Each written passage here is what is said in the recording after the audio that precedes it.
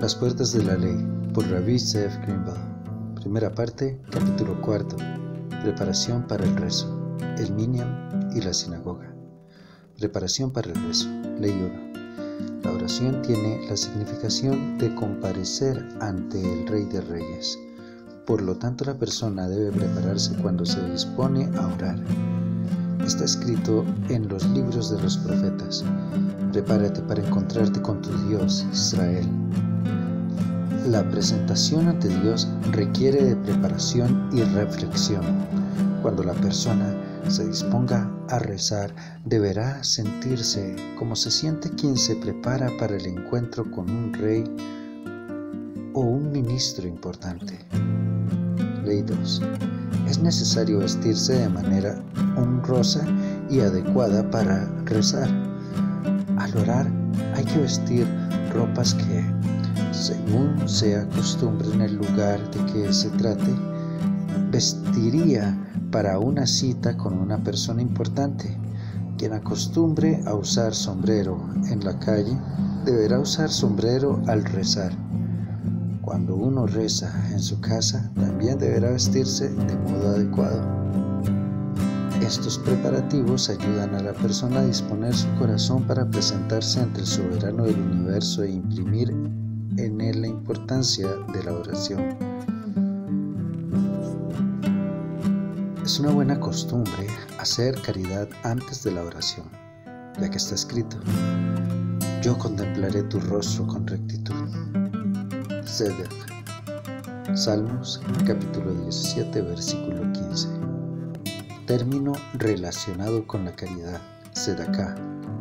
El Arizal acostumbraba a dar caridad al llegar a las palabras "y tú dominas sobre todo" de la oración David bendijo de los Pasukei de Simra. Las mujeres casadas que deben cuidar de los niños pequeños y a las que por lo tanto les es difícil decir todas las oraciones, deberán consultar a un rabino acerca de lo que deben hacer. Prohibición de atender otros asuntos antes de rezar. Ley 4.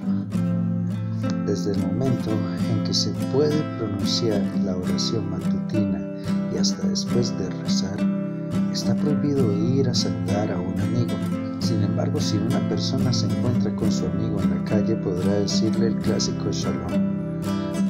Aún así, se acostumbra a no saludar con shalom, sino saludarlo con los buenos días y otros saludos, para que en este modo la persona tenga conciencia de que está prohibido demorarse y ocuparse de otros asuntos antes de rezar. Asimismo, está prohibido ocuparse de negocios, comenzar un trabajo, salir de viaje antes de rezar. En casos extremos, como por ejemplo cuando el vehículo que debe tomar no lo puede esperar para salir de viaje, la persona podrá emprender el viaje antes de haber rezado y rezar más tarde. Desde el momento en que se puede rezar, está prohibido comenzar a estudiar Torah. Pero si la persona acostumbra a orar en la sinagoga, le está permitido comenzar a estudiar Torah, sin que por ello exista el riesgo de que se olvide y pase por alto el momento de rezar. Si le pide a su amigo que no está estudiando que le recuerde que debe rezar, entonces también puede estudiar Torah. No obstante, hay que decir las bendiciones de la Torah antes de estudiar, como se ha explicado en el capítulo 3 y ley 7. Ley 5. No se debe comer ni beber antes de rezar. Está permitido tomar agua y también té o café sin azúcar y sin leche, para poder rezar con concentración. Sin embargo, se puede comer y beber antes del rezo por motivos de salud. Asimismo, si una persona estuviera muy hambrienta o muy sedienta y no pudiera concentrarse adecuadamente durante el rezo, le está permitido comer y beber antes de rezar. Cuerpo y lugar adecuados para rezar. Ley 6. El cuerpo de la persona y el lugar donde se reza o se pronuncia una bendición deben ser adecuados para rezar. Esto lo aprendemos del versículo: alma mía, bendice al Eterno, y todas mis entrañas bendigan su santo nombre. Salmos, capítulo 103, versículo 1.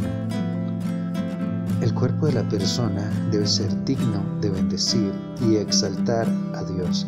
Por eso, la persona debe revisar su cuerpo antes de rezar y determinar si necesita hacer sus necesidades. Después de haber hecho sus necesidades, la persona deberá limpiar muy bien su cuerpo para presentarse adecuadamente a la oración.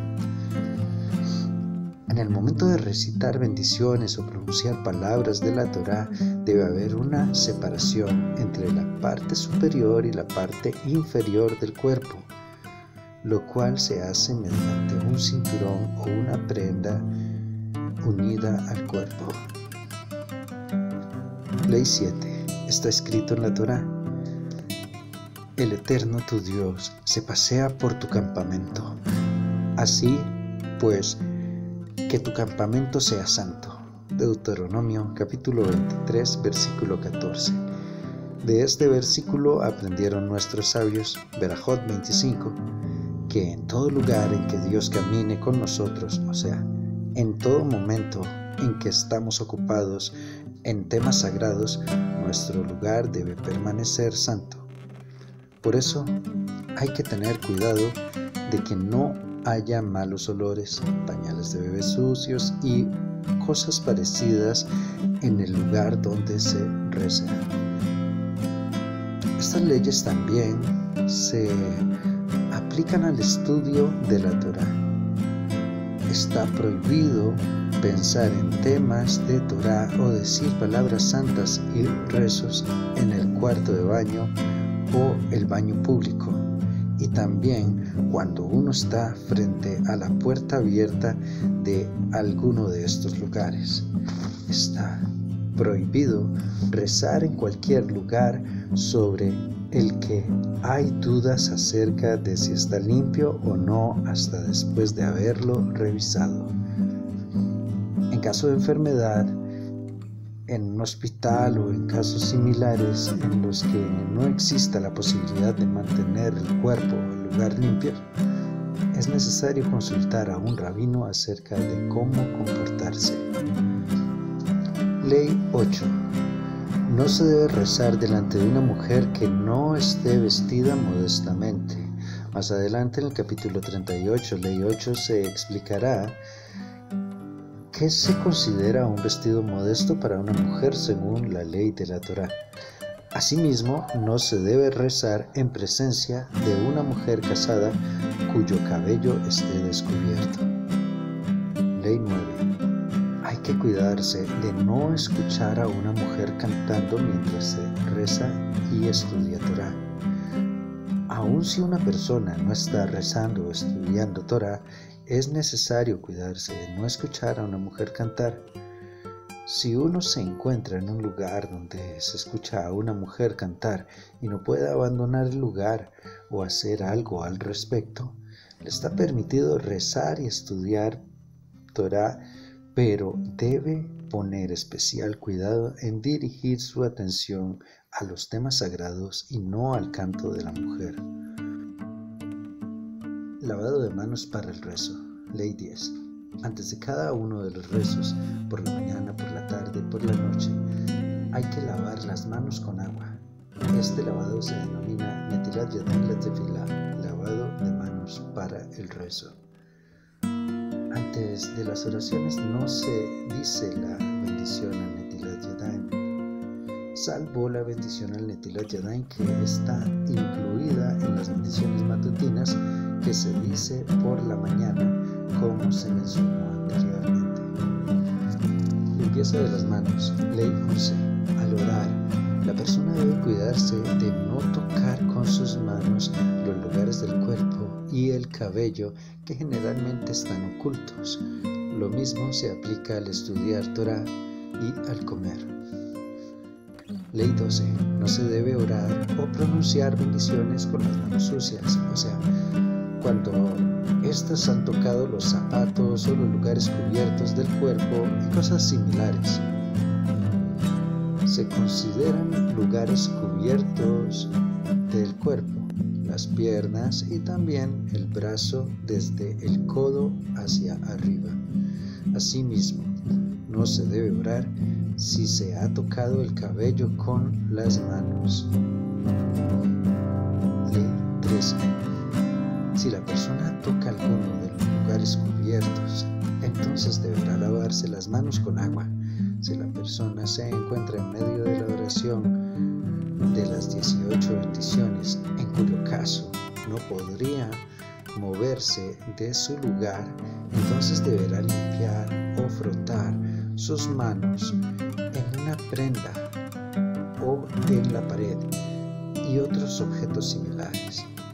Se deberá limpiar toda la palma de la mano por un lado y por otro, y también los dedos por todos sus lados. El rezo comunitario. Ley 14. La persona debe esforzarse por pronunciar todas las oraciones con la comunidad de la sinagoga. Las oraciones son aceptadas por Dios aun cuando la persona rece sola, pero el rezo en comunidad es más aceptable y tiene más valor. En el Talmud, nuestros sabios explicaron el versículo bíblico: en cuanto a mí, que mi oración sea para ti, eterno, en un momento propicio. Salmos, capítulo 69, versículo 14, señalando: ¿cuándo es el momento propicio? Cuando la comunidad reza. Berajot 7a. Ley 15. El rezo en comunidad tiene otro valor, y es que en él se incluyen partes de gran santidad como el Kaddish, la Kedushá, Barjú, la bendición de los sacerdotes, se lee la Torá y otras cosas más. Sin embargo, estas oraciones santas no son dichas cuando una persona reza individualmente. El minyan, quórum de 10 personas. Ley 16. El minyan es un quórum de 10 varones adultos o más de 13 años en adelante que rezan juntos. Para formar un minyan es necesario que los 10 hombres se encuentren en un solo lugar y que el Shliach Tzibur, conductor del servicio, esté con ellos. Si una parte de los 10 hombres se halla en un cuarto y la otra parte en otro cuarto, no se los podrá sumar para formar un minyan, aun cuando entre los 2 cuartos haya una abertura.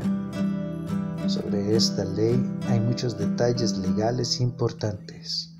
Ley 17. La persona debe esforzarse por llegar a tiempo a la sinagoga para poder decir todo el rezo con la congregación. Lo principal de la oración con la congregación es que la persona rece las 18 bendiciones silenciosamente junto a ella. Por eso, si alguien llega tarde al rezo, deberá intentar, en la medida de lo posible, llegar al comienzo de las 18 bendiciones y pronunciarlas junto con la congregación. Para más detalles, véase el capítulo 7, leyes 10 a la 14. Ley 18. Si una persona no puede ir a la sinagoga y orar junto con la congregación y tampoco puede reunir 10 hombres para que recen junto con él en su casa, deberá esforzarse para rezar a la misma hora que la congregación lo hace, ya que también este se considera un momento propicio. Fecha de Bar Mitzvah. Cuando un niño llega a los 13 años cumplidos a partir del día en que nació, se convierte en un Bar Mitzvah y recae sobre él la obligación de sumarse a la congregación para formar minyan. A continuación, daremos algunos ejemplos que ayudarán a establecer los detalles de esta ley. Ley 19. Si un niño nació el 1 de Nisan, aunque sea al final del día, antes de la puesta del sol, se convierte en un adulto, o sea, está obligado a cumplir los preceptos al comienzo de la noche del 1 de Nisan, 13 años después.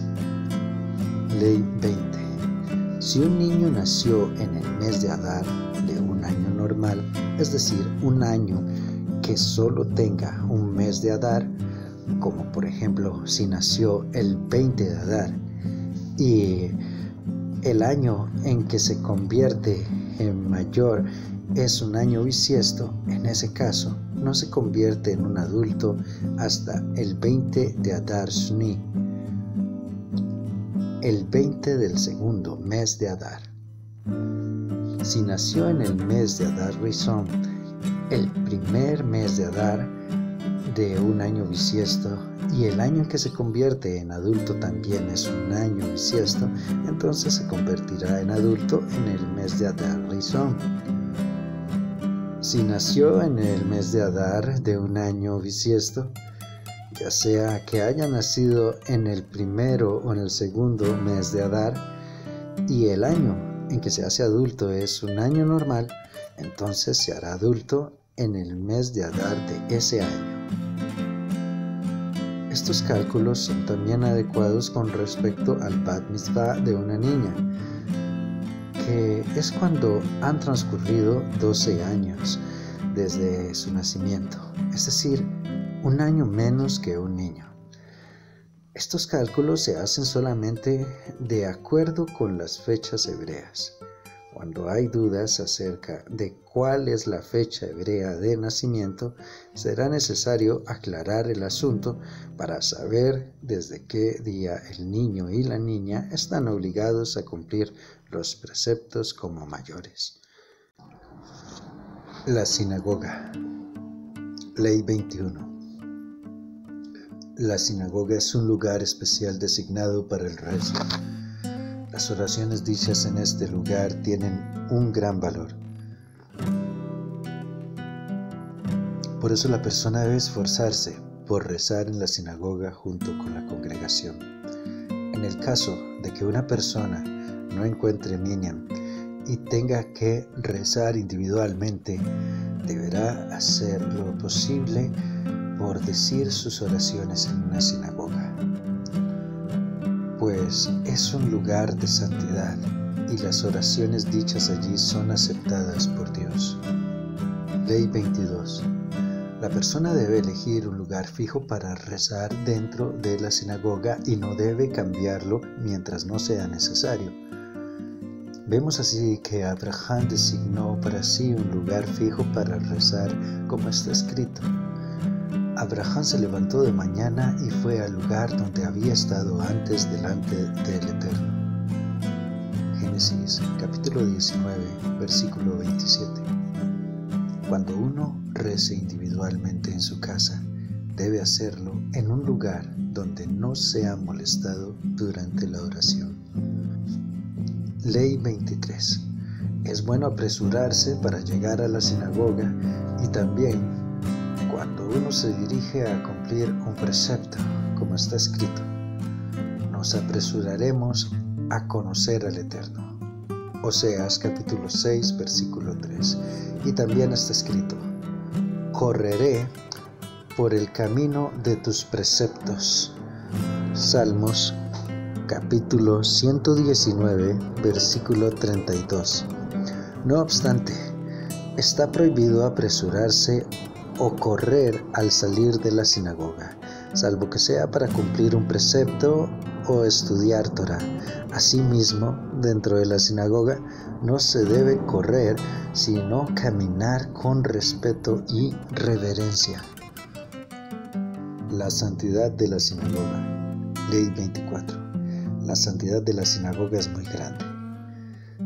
El versículo: fui para ellos un santuario pequeño. Ezequiel capítulo 11, versículo 16. Fue explicado por nuestros sabios así: estas son las sinagogas y las casas de estudio. Megilá 29a.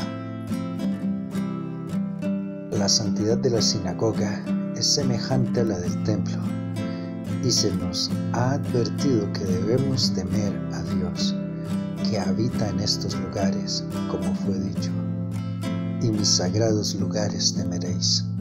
Levítico capítulo 19, versículo 30. Ley 25. La persona debe comportarse en la sinagoga de acuerdo con la santidad del lugar. No se debe comportar con ligereza y tampoco debe entablar conversaciones vanas. Y con más razón, tanto en la sinagoga como en las casas de estudio no se debe hablar acerca de cosas prohibidas, tales como la maledicencia, la shongará, los chismes y los temas de disputa. Además de la grave transgresión personal que conlleva, hacerlo en estos lugares constituye una transgresión mucho mayor, ya que con ello se menosprecia la presencia divina. La sinagoga debe ser utilizada solo para rezar y estudiar Torá. Ley 26. Los padres deben cuidar que sus niños no molesten el desarrollo de la oración. Deben sentar a sus niños a su lado y educarlos para que se comporten de acuerdo con la santidad de la sinagoga, así como para responder amén, amén Yehé Shmed Rabbah, Barjú y demás. No se debe traer niños pequeños que todavía no puedan ser educados y tampoco puedan comportarse conforme a la santidad de la sinagoga, ya que juegan en ella y pueden llegar a menospreciar la santidad del lugar y molestar a quienes están rezando. Ley 27. No se debe entrar a una sinagoga para resguardarse del calor, del frío o de la lluvia. Si uno tiene que entrar a una sinagoga para llamar a un amigo o en algún caso similar, entonces primero deberá decir algún versículo o pronunciar una palabra de Torá, y solo después llamar a su amigo. Si la persona no sabe decir un versículo, entonces deberá sentarse y permanecer así algunos instantes antes de llamar a su amigo, ya que el estar sentado en una sinagoga también está considerado un acto de santidad. Si la sinagoga tiene 2 entradas, no se deberá utilizar como lugar de paso para acortar el camino, es decir, entrar por una puerta y salir por la otra. Pero en el caso de que se haya entrado por una de las entradas para rezar o estudiar, al terminar de rezar o estudiar se debe salir por la otra entrada para demostrar así que se tiene cariño por el lugar. Ley 28. No se debe comer, beber o dormir en la sinagoga. No obstante, las personas que estudian regularmente en la sinagoga pueden comer y dormir allí, para que no tengan que ir a otro lugar y pierdan tiempo de estudio. Santidad de los libros sagrados y demás objetos sagrados. Ley 29. Hay que respetar los libros y los objetos sagrados. A continuación se exponen algunas de las leyes más frecuentes. Punto 1. Nadie debe sentarse sobre un banco o una silla en los cuales haya libros sagrados. Punto 2. Está prohibido destruir libros sagrados. Los libros sagrados deteriorados o las hojas en las cuales haya escritos sagrados deberán ser puestas en la Genizá y está prohibido tirarlos. En la mayoría de las sinagogas hay un lugar donde se colocan todos los libros sagrados que se deterioraron para luego ponerlos en la Genizá. Punto 3. Los libros sagrados no deben estar apoyados al revés. Si uno encuentra libros sagrados al revés, entonces deberá darles la vuelta para que queden del derecho. Punto 4. Se pueden apoyar un Pentateuco sobre un libro de los profetas y sobre los escritos. Asimismo, también se puede apoyar un libro de profetas sobre un libro de los escritos y viceversa, pero no se pueden apoyar los demás libros sagrados sobre un Pentateuco, profetas o escritos. Punto 5. No se debe colocar papeles u otras cosas entre las hojas de los libros sagrados, salvo que sean necesarios para el estudio de estos temas. Punto 6. Si una persona está estudiando de un libro sagrado y debe salir en medio del estudio, no deberá dejar el libro abierto al salir.